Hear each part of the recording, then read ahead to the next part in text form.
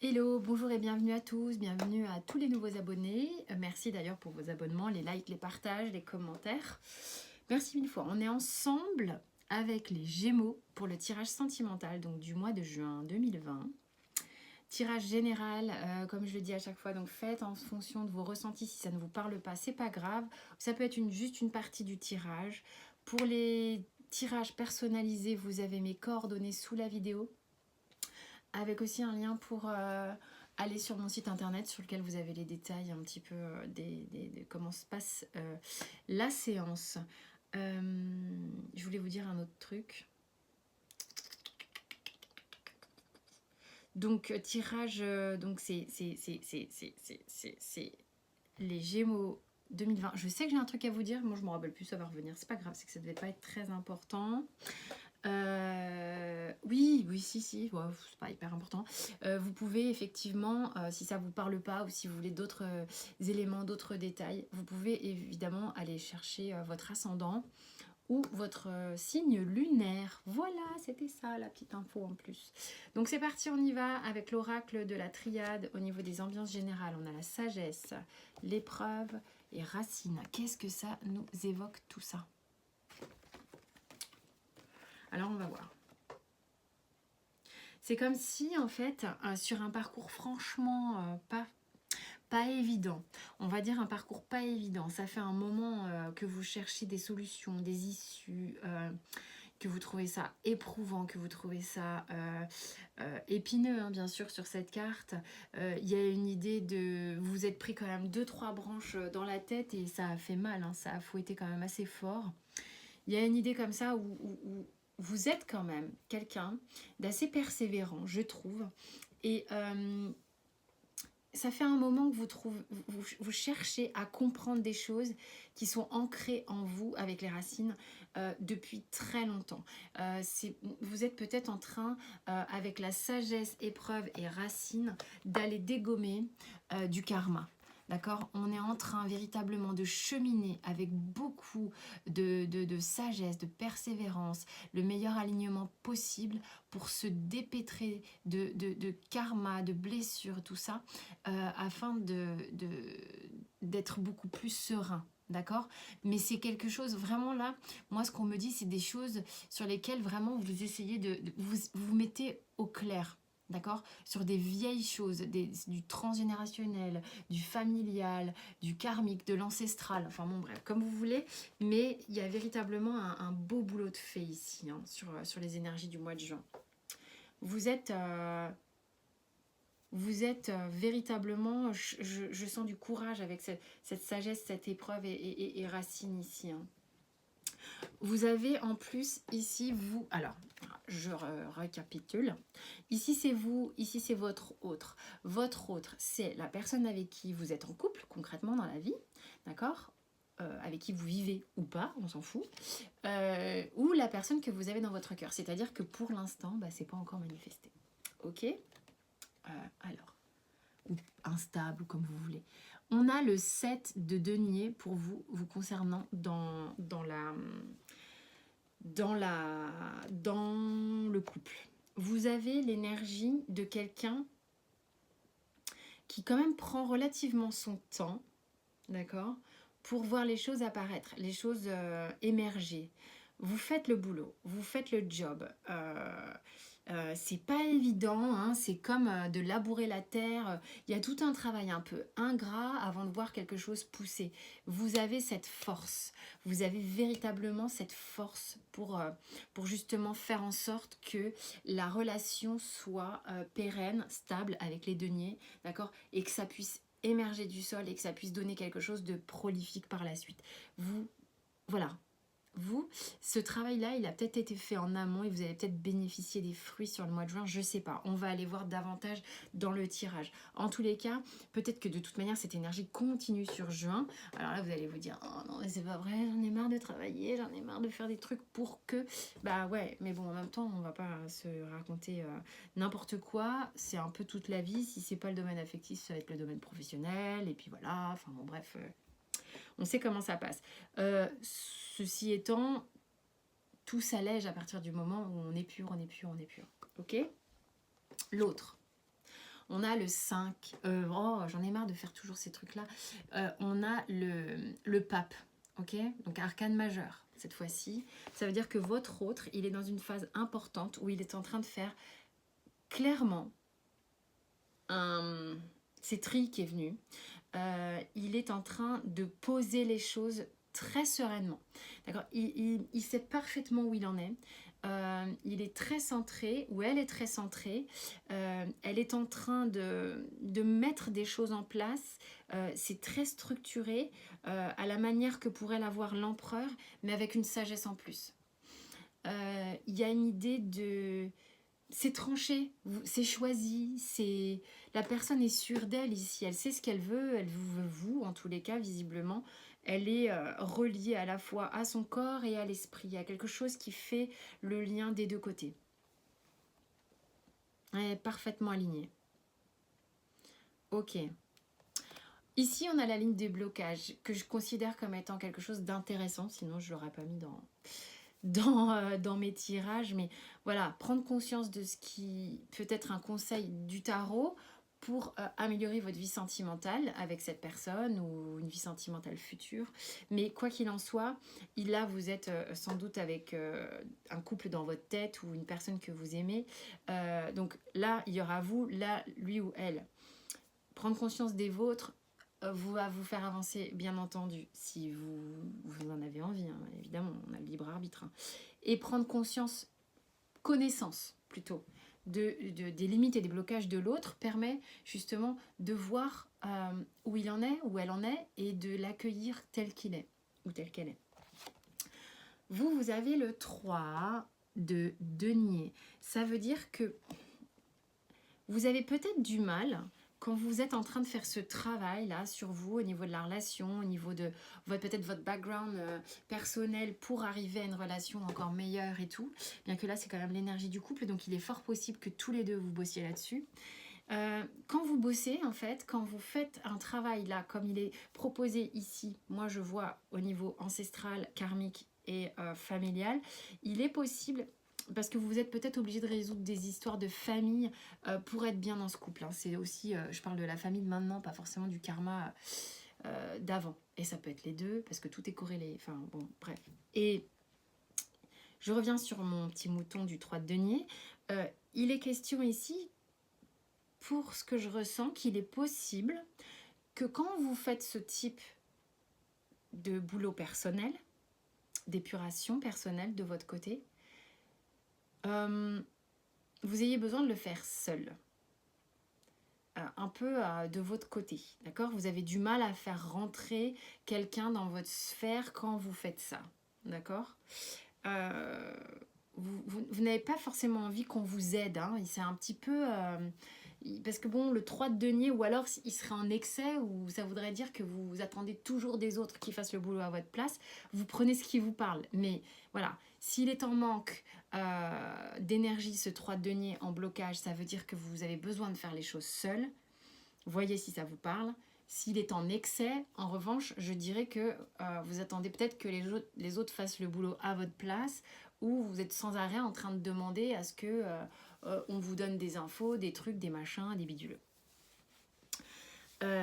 L'autre, les blocages. On a arcane majeur. La personne de votre cœur a donc là déjà 2 arcanes majeurs. Donc ça veut dire que le mois de juin doit être un petit peu important pour cette personne. On a l'arcane de la mort. Ce qui signifie que cette personne a peut-être des difficultés avec le changement, avec le fait de chambouler sa vie.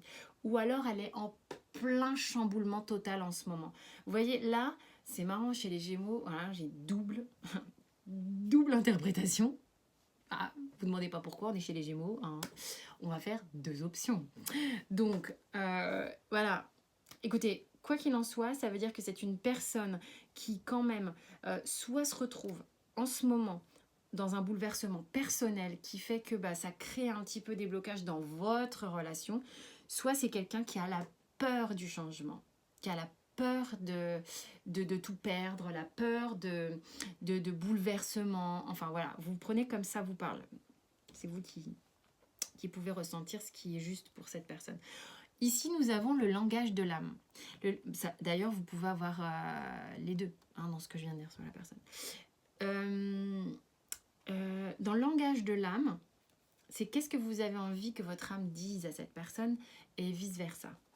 Vous avez envie de dire le 3 d'épée. Vous êtes en train de gérer des blessures profondes hein, que vous êtes en train de travailler. C'est pour ça hein, que je sentais ce truc d'aller en profondeur, d'aller avec toute la sagesse possible, chercher ces choses à épurer, à essayer de trouver une issue à tout ça pour pouvoir voir les choses différemment. Il y a eu une période dans votre vie où vous avez contacté une blessure qui a laissé des traces, des séquelles, d'accord? Peut-être que cette personne fait partie des gens qui vous ont blessé. Je vous remettais dans votre contexte. Hein. Vous avez envie de lui dire que oui, votre cœur a été ébranlé et que eh bien, vous êtes en phase de reconstruction. Reconstruction ici, mais j'ai l'impression que vous essayez de reconstruire tout seul un peu. Hein. Et l'autre a envie de vous dire que cette personne a envie de vous dire qu'elle est patiente. Vous avez un effet miroir ici. Hein. C'est marrant parce que vous l'avez cette patience, vous avez cette patience et cette sagesse de travail qui n'est pas le 8 de denier, parce que j'aurais pu avoir le labeur. Disons que là, c'est plutôt, vous savez que les choses ne se voient pas nécessairement tout de suite, mais c'est en chemin complètement pour émerger. Et cette personne a envie de vous dire aussi, peut-être qu'il y a un travail chez elle qui se fait et qui nécessite on va dire, c'est bousculant, quoi. Mais quoi qu'il arrive, c'est pareil. Ça y va tranquille, mais sainement. D'accord? Donc cette personne-là vous dit aussi que concrètement, il se passe des choses. Voilà. Ensuite, au niveau du Béline, on a vol, perte et la grâce. Alors moi, ce que ça me raconte ici, il y a quand même quelqu'un qui a peur, d'accord. Il y a un peu une idée de prise de pouvoir entre les deux, qui va dominer l'un, qui va dominer l'autre, ok, très bien. La peur aussi on fait les choses par soi-même parce qu'on a besoin de contrôler, on a besoin de maîtriser. Et ici, la peur aussi de perdre des choses. Là, il y a une peur de perdre des choses de ce côté-là. Moi, c'est ce que j'ai ressenti. Avec la grâce, on vous invite à véritablement laisser couler. Laisser couler parce que vous êtes en train de faire un boulot qui est quand même assez conséquent, tous les deux visiblement. Et à un moment donné, si vous voulez que ça se fasse le plus cool possible, j'ai quand même une super carte ici des aides. Faites confiance, ayez la foi dans le divin, ayez la foi que les choses vont se faire pour vous de manière... avec la grâce, c'est... Faut quand même laisser planer hein, de temps en temps. Faut laisser les choses aussi se digérer. Je ne sais pas pourquoi on me dit de digérer. On a avec... alors attendez, avant que je découvre l'oracle bleu, je découvre mes petits dos de deck.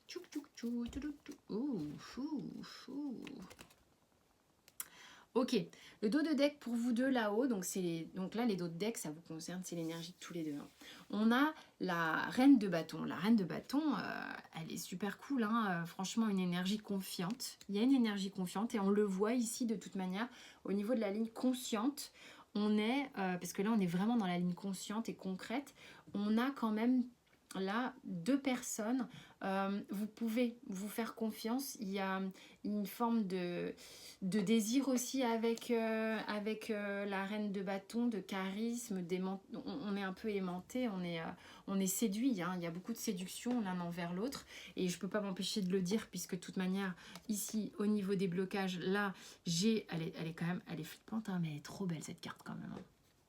On a le diable, un arcane majeur en blocage qui vient me dire moi que en blocage on est en train de justement gérer les dépendances quelles qu'elles soient, affectives, sexuelles, parce que je pense qu'il y a une forme de magnétisme aussi entre vous. Donc on est en train de regarder ça et les peurs, le travail sur les peurs. Il y a des peurs ici, hein, de toute manière, on le sent. Hein. Il y a des gens qui ont peur de bouger, de faire rentrer quelqu'un dans leur sphère. parce qu'il y a eu une blessure. Hein, voilà. Donc, ensuite, au niveau du langage de l'âme, on a le 3 de denier qui, pour moi, est la co-création. On fait ensemble, on co-crée. D'accord? Donc, ça veut dire véritablement que vos âmes, là, vous disent que vous avez une compatibilité de créer ensemble, d'ériger des projets, d'ériger dans la vie quelque chose de stable, d'accord, de concret. Ensuite, le dos de deck de la triade, il dit quoi? Ouais. Il dit ça, il dit l'adversaire. Donc ça veut dire véritablement qu'il y a des choses là, véritablement, c'est ce que je disais là au début du tirage. Vous allez loin chercher du karma aussi. Il y a... En fait, si vous voulez, oui, il y a les histoires qui peuvent être familiales, amicales, dans votre vie de maintenant. Oui. Et il y a aussi, je pense, le transgénérationnel aussi. Donc, c'est des gens que vous avez pu connaître, grands-parents, arrière-grands-parents, peu importe, du concret de votre vie de maintenant. Mais il y a aussi le karma d'avant. D'accord? Vous avez peut-être partagé un karma avec cette personne. Il est tout à fait probable que vous ayez besoin d'aller nettoyer et épurer des choses ensemble. Vous faites peut-être ce même... Enfin, selon moi, vous faites ce travail, chacun de votre côté, parce que vous, petits Gémeaux, là, vous avez envie quand même d'œuvrer de votre côté. Mais ça se fait, ça se fait, ça se fait. On a quoi, là? La maison, le désert et la mer. Alors, ici, moi je vous dis comment ces cartes-là me parlent. Hein. Je sais qu'elles ont des significations, mais eh ben moi, mes tarots et oracles, elles me racontent des fois des trucs qui deviennent personnels. Pour moi, le désert, il y a quand même une idée de chaud-froid, ok? Avec cette carte, moi je suis les fesses dans la braise. Il y a une idée de magnétisme, d'attraction chez vous, et j'ai la tête un peu dans la nuit, et il fait froid, d'accord, et je vois pas tout. Il y a une idée de temps en temps de chaud-froid qui peut être un peu instable, un petit peu du coup de temps en temps un peu apeurant, mais et qui aussi, avec cette carte là de la mer, au niveau émotionnel, on peut être un peu... Je ressens la même chose un peu que dans l'épreuve, c'est-à-dire que on se sent un peu coincé, on essaye de trouver l'issue, puis en même temps, on veut pas forcément faire les choses complètement ensemble. Et à la fois, on est tellement pareils tous les deux, il y a une idée de quand même essayer de faire avec l'autre, mais avoir encore un tout petit peu de difficulté. Bon, à voir. Vous êtes en train de faire un travail ça fait un petit moment, je pense que vous le faites avec la maison. Il y a eu peut-être une idée de lenteur avec cette tortue. Le chemin est là. Vous savez exactement où vous allez. Vous avez une notion de rentrer à la maison. D'accord? Par contre, vous le faites un peu de temps en temps à l'aveugle, de temps en temps avec une forme de braise. C'est un petit peu ce qui se passe. Vous avez ensuite, au niveau des miroirs, alors c'est complètement dingue parce que j'ai battu les cartes, mais vous n'êtes pas les premiers. Il y a l'histoire de contrat et de compromis qui sort dans énormément de jeux. C'est comme si sur le mois de juin, il y a des gens qui trouvent une forme d'équilibre malgré tout. Cet équilibre, vous allez peut-être le trouver parce que vous avez la sagesse, hein, malgré les épreuves et tout ça. Vous allez peut-être justement trouver l'équilibre, le statu quo là au centre, hein, qui va vous permettre de pouvoir justement communiquer dans tout ce bleu, dans toute cette mer, dans toute cette émotion. Et vous allez sans doute aussi peut-être trouver justement cet équilibre, cette équité entre le chaud et le froid qui a peut-être été particulièrement pénible par le passé. Il est possible hein, qu'on trouve ce type d'équilibre-là. Pourquoi je dis ça? Parce que j'ai contrat et compromis. Je vous montre contrat, amitié, enfant, compromis. J'ai pas encore le dos de deck. Je vais regarder tout de suite. Et la maison, encore une fois, vous avez 2 fois la maison. Il y a une idée qu'avec cette personne, vous vous sentez comme à la maison. Peut-être que vous partagez la maison déjà, ce qui serait assez rigolo comme, comme interprétation. Mais bon, là, moi, j'ai quand même, on est en train d'équilibrer. C'est marrant, j'ai la carte de l'amitié et quand j'ai découvert la carte de la mer, j'ai la fidélité hein, qui est juste derrière. Ok? Donc c'est assez drôle. est juste derrière la loi, alors que j'ai le compromis avec la balance. C'est véritablement, pour moi, cette loyauté date d'il y a longtemps avec l'amitié et l'enfance. C'est comme si vous êtes deux gamins qui se connaissent depuis longtemps. Vous n'arrivez pas vraiment à vous lâcher, mais c'est une question d'équilibration. Il y a un équilibre à faire et il y a une réconciliation aussi à faire entre vous. Et c'est ce qui se passe avec ce contrat et ce compromis. Vous faites... C'est comme si vous faisiez partie de cette même famille au final. C'est assez drôle. Vous avez la carte, donc je vais finir par ça. Alors, oh bah ouais, j'avais même pas vu, c'est un truc de fou. Bon, bref. Sur le surrender, vous avez abandonné la peur du changement. C'est votre autre qui l'a. Vous êtes peut-être en miroir. Hein. Écoutez, je sais pas, mais en tous les cas, vous l'avez la peur du changement parce que vous êtes en train de bosser sur la même chose que lui ou elle, d'accord? Mais par contre, genre, j'aime bien bosser tout seul, hein, parce que tu comprends, j'ai eu quand même mal. Donc, je vais faire ce boulot tout seul, parce que s'il y a du changement, je vais déjà contrôler le changement avant que tu sois au courant en même temps que moi, presque. C'est assez ça que je ressens. Donc, il y a une idée de contrôler le changement. On veut contrôler le changement. On veut maîtriser le changement. Voilà. Surrender to spirit. Donc, l'idée, bah oui, abandonnez-vous à votre foi, au divin. Faites en sorte que ce que vous n'arrivez pas forcément à gérer tout de suite ou comprendre tout de suite, ou contrôler tout de suite, vous le laissiez à l'univers, hein, avec cette grâce. D'accord? Avec ces aides, c'est un truc de foufou, hein? Parce que regardez, là, vous êtes hyper accompagné dans ce travail, clairement. Donc, moi, je dis, faites confiance. Faites confiance. Parce qu'avec les aides, c'est quoi que vous entrepreniez? Des aides invisibles vous soutiennent. Vous faites un gros boulot avec votre autre. Hein, donc soyez confiants, les résultats sont là, vous arrivez à équilibrer quelque chose, c'est complètement fou. Et concrètement dans la matière, vous êtes quand même assez serein, hein, malgré le travail intérieur ne vous fait pas peur. Et ça, c'est une grande chance. N'hésitez pas à aller voir éventuellement votre ascendant ou votre signe lunaire, vous faites comme vous voulez. Quant à moi, je vous remercie pour votre bienveillance, votre écoute. Merci de vous abonner, liker, partager, faites ce que vous voulez. Ça, c'est up to you. Quant à moi, je vous dis à très vite et prenez soin de vous. Merci beaucoup.